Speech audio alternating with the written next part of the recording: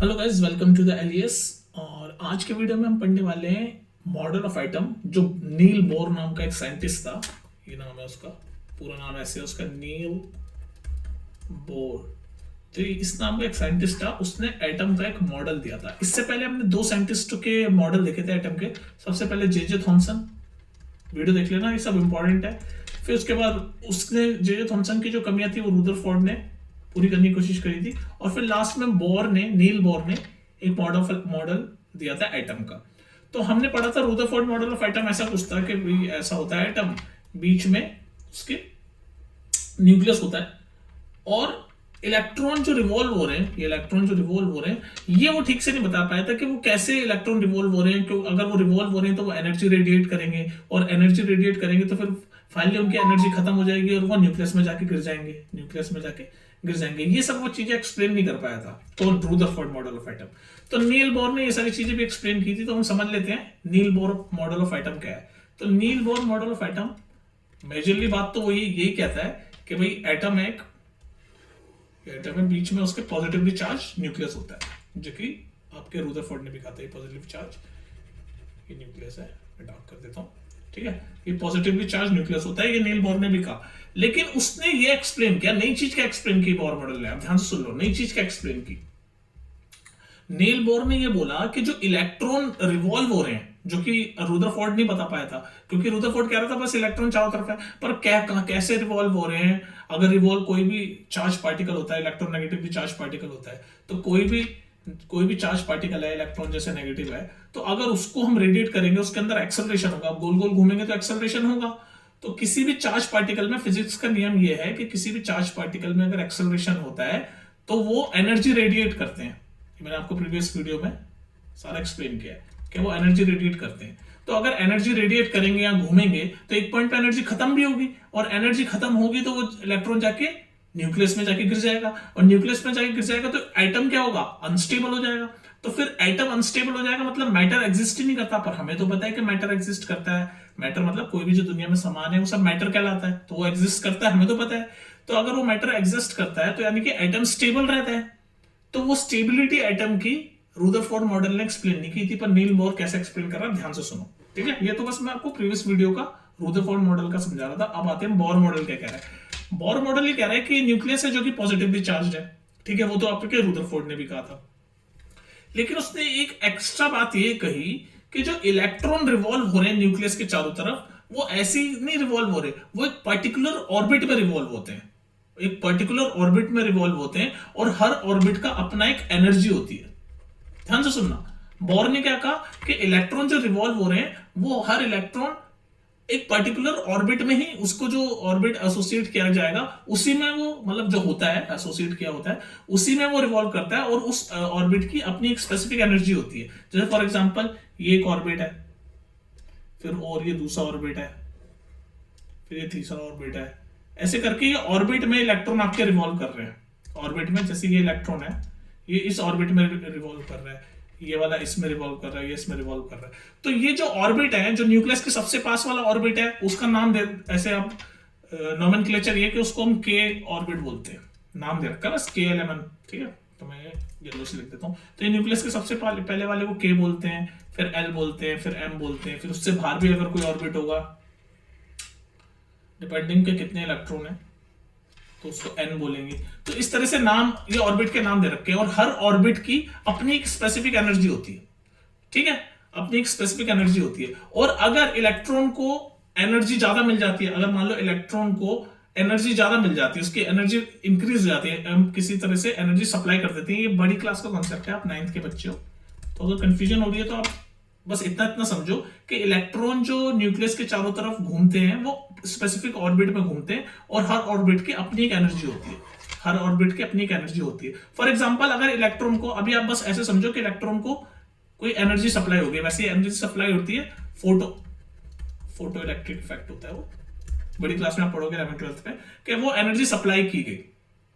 मान लो वो energy supply की, तो अभी इलेक्ट्रॉन ये जो पहले ऑर्बिट, के वाले ऑर्बिट में घूम रहा है ना, पहले वाले ऑर्बिट में घूम रहा है। तो अगर इसको हमने एनर्जी सप्लाई की, तो फिर ये उसकी एनर्जी बढ़ जाएगी, तो एनर्जी बढ़ जाएगी तो वो इस वाले स्टेट से इस वाले स्टेट में यानी दूसरे वाले ऑर्बिट में चला जाता है। हमेशा ध्यान रखना जो न्यूक्लियस के पास वाला ऑर्बिट है यानी कि के वाला ऑर्बिट, इसकी एनर्जी लोएस्ट होती है और जैसे जैसे न्यूक्लियस से दूर होते रहते हैं ऑर्बिट, उनकी एनर्जी बढ़ती जाती है। समझ रहे हो ना ये बात? तो मतलब जैसे N1 भी, ये देखो KLMN भी बोल सकते हैं या फिर ऐसे ही बोल सकते हैं। एनर्जी लेवल 1 वाला को K बोलते हैं, एनर्जी लेवल 2 वाले को L बोलते हैं, एनर्जी लेवल 3 वाले को M बोलते हैं, एनर्जी लेवल 4 वाले को N बोलते हैं, और सो ऑन, ऐसे आप चलता रहता है। तो ये जो ऑर्बिट है इनका एक और नाम हो सकता है एनर्जी लेवल।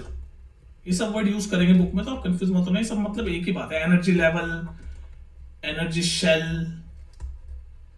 या जैसे कि ऑर्बिट, ये सब चीजें आप एक ही है, कंफ्यूज मत होना। एनर्जी लेवल बोल लो, एनर्जी शेल बोल लो, ऑर्बिट बोल लो, मतलब ये जो जिस मतलब जो सर्कुलर, ये प्लैनेटरी मोशन भी बोल सकते हैं। और जैसे प्लैनेट का आप समझो कि बीच में सन होता है, उसके चारों तरफ आपके प्लैनेट्स घूम रहे होते हैं, तो उसी तरह से ये बीच में सन की जगह न्यूक्लियस है और ये चारों तरफ ऑर्बिट है जिसमें इलेक्ट्रॉन्स घूम रहे हैं। तो इनको एनर्जी लेवल भी बोला जा सकता है, एनर्जी शेल भी बोला सकता है, ऑर्बिट भी बोला जा सकता है। और मैंने जैसे कि बताया कि सबसे न्यूक्लियस के पास वाला जो होता है, जो फर्स्ट एनर्जी लेवल है या फर्स्ट एनर्जी शेल है, उसकी लोएस्ट एनर्जी होती है, और जैसे जैसे वो न्यूक्लियस से दूर होते रहते हैं हाईएस्ट होती है।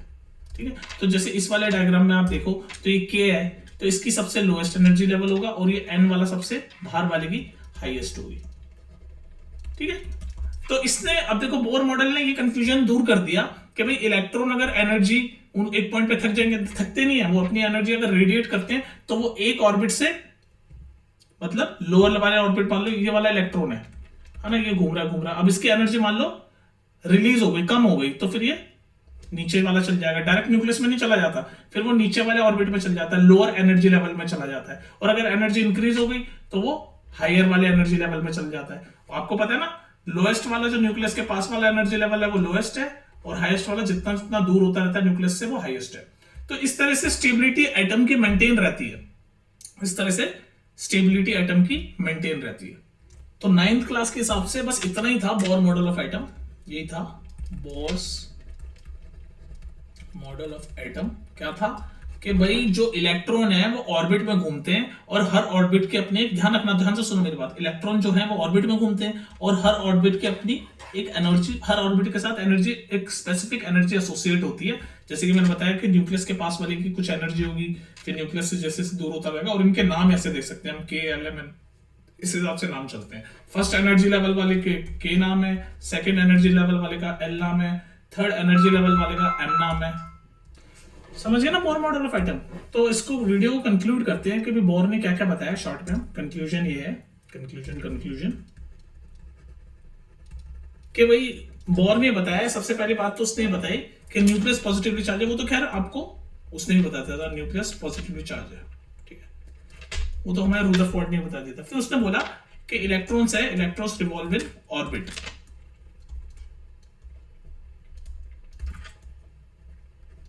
फिर उसने बताया कि each orbit has specific energy associated with it. और क्या बताया बोर ने? बोर ने बताया कि भाई जो न्यूक्लियस के पास वाला है, ऑर्बिट नियरर टू न्यूक्लियस, या एनर्जी, और इनके नाम देखना, मैंने बताया energy level, energy shell, orbit, कुछ भी बोल लो, तो कंफ्यूज मत होना। तो orbit closer to nucleus have lowest energy and farther one has highest energy।